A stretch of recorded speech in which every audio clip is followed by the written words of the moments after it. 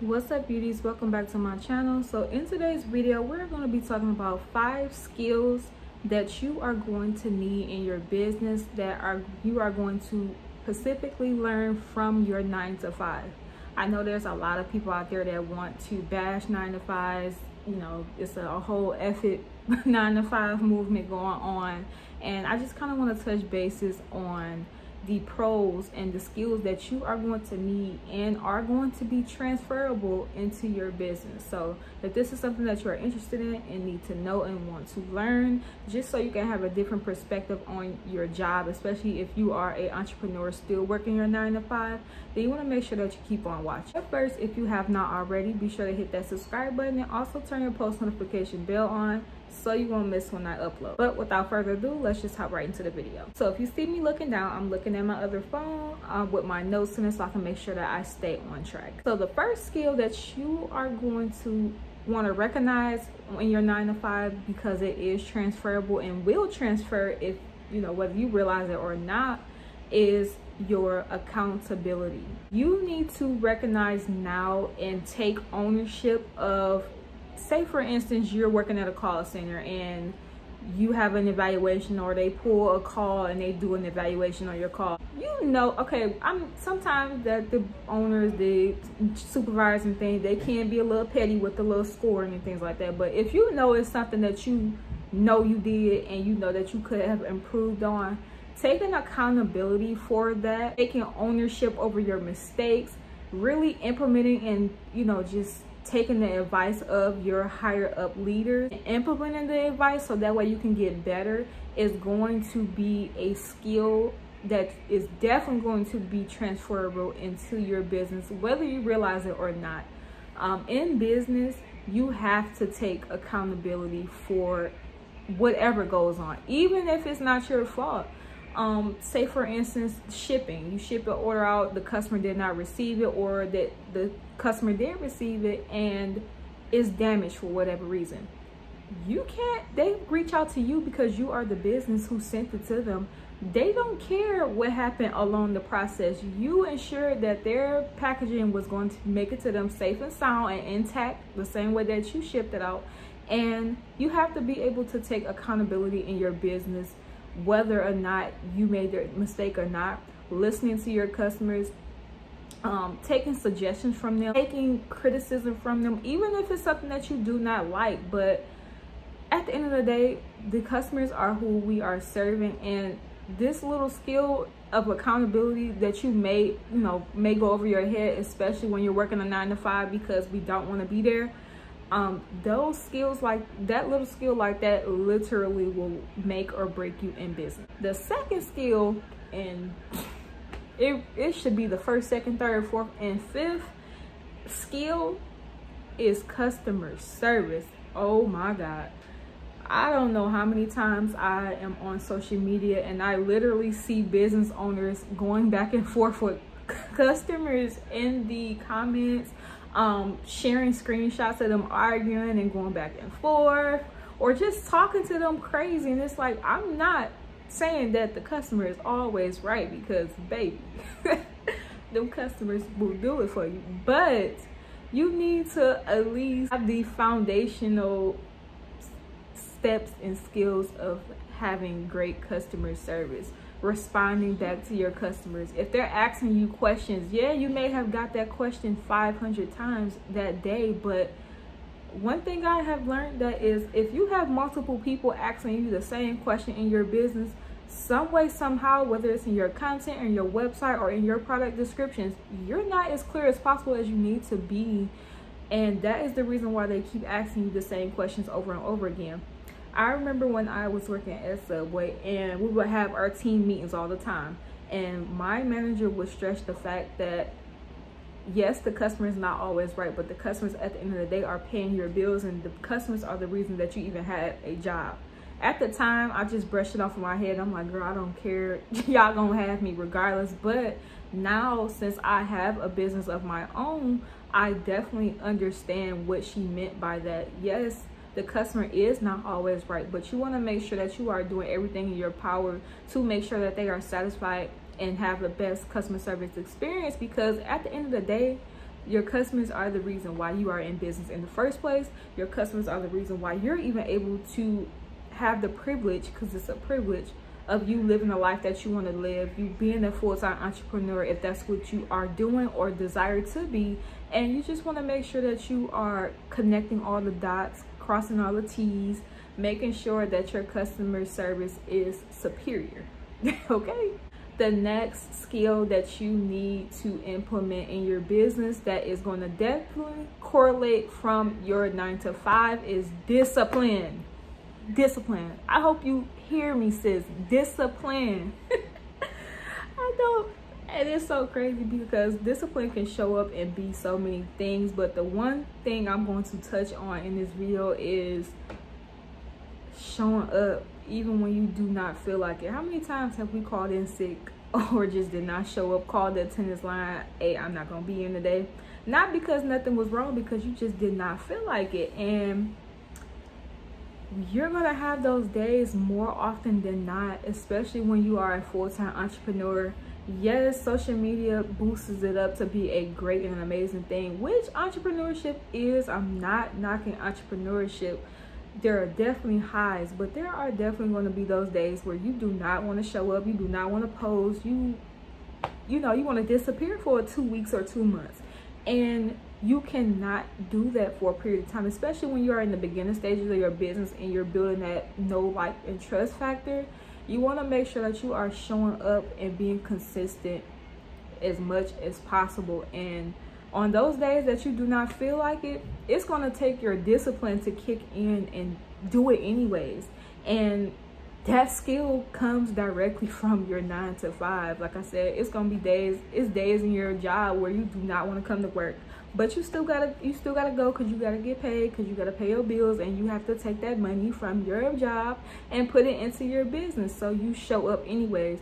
How is it that, and I want you guys to comment down below, how is it that even if we do not want to show up for work and we don't feel like it, we still make ourselves disciplined to the point where even if we don't feel like it, we still show up to our jobs, but we don't have that same discipline in our business? And why is that?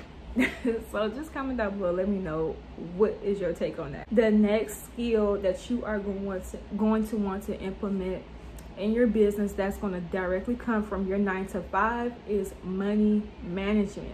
If you cannot budget and properly manage your $1,200, $1,500 checks every 2 weeks, how in the world do you think you are going to manage a 6-figure, 7-figure, 8-figure business? What you do with the little things is how you do with the big things. And I know you're probably looking at hearing this and you're probably like, girl, bye. If I get my $100,000, I get my $1 million business, I'm gonna know what to do. No, sis, cut that out. That attitude, that you thinking like that is not gonna get you nowhere. What you do with the little is how you're gonna do with many. How can you expect God to bless you with more if you can't even handle the little that you have? You're literally living paycheck to paycheck. You are literally spending more than you are receiving in your job. You're living above your means. How in the world are you going to manage a business? Your business finances is going to be a direct reflection of your personal finances. If you can't manage your personal finances well, you're going to be in for a rude awakening with your business finances. If you can't even manage the credit cards that you have, keeping your utilization down, making sure that you are not overspending, or just doing crazy stuff, living above your means. When you get business and you start getting business credits and want to get loans and things like that, yes, you're going to be seeing the money and you're going to be making the money and you're going to have all these doors opening for you, but they're going to close eventually if you do not learn money management. So just another way to look at your job, especially if you're one of those people where you get paid Friday and you broke by Monday, you really need to sit down with yourself and evaluate your budget. Set a budget if you have not already made a budget. The Budgetnista on Instagram, she is a great resource and resource tool. She has an amazing book on Amazon that you can get that helps you with your personal finances, helping you get your budget in order. That book is amazing. It has helped me and it's continuously helping me. I continuously go back to that book and read it over. It's called Get Good with Money. and it literally will help you get your finances in order. And what you do is, once you start implementing good skills and strategies for getting your personal finances in order, making sure that your money management skills are on point in your personal, then when you start your business, or if you're in your business, you can know how to structure your business, make sure that you're being a good steward over your business finances so that you can keep growing it and keep flourishing. Because the point of the business is to have financial freedom. You can't have financial freedom if you don't know the basic things, which are money management skills. The last skill that your 9-to-5 is going to teach you, and it's going to help you in your business, is that it teaches you structure, aka your systems. So I know you're like, what is systems? Okay, so if you're working in fast food, you know FIFO, which is first in, first out. That is so important, especially depending on, it don't even matter what type of business you have, to be quite honest, especially if you're having like hair products, beauty products, anything that has to do with the face, skin, hair, anything that is direct contact with the customer. You want to know first in, first out, because you want to make sure that you are rotating your products. You need to know what the expiration dates are, how long the products last. You need to know all of these things on there, because if you are not properly rotating your stuff, and if you have worked in fast food before, you know what that can result to. I remember being at Subway and being an assistant manager, and I used to be the person who was looking at the labels, making sure everything is being rotated. And in fast food, you cannot you cannot, even though they do it, that ain't none of my business, but you are not supposed to be changing labels. You're not supposed to be saying that things are extended life when it's already expired. That is a health violation, and sis, you're gonna set yourself up for something serious if you don't do it. So you want to make sure that you are practicing the strategy of first in, first out. Know it, get it embedded in your brain. Another thing too with the systems is knowing your processes from beginning to end. Having your SOPs, which is your standard operating procedures. If you are a person, especially I know my entrepreneurs who watch my videos, they want to eventually hire employees, grow and expand their businesses.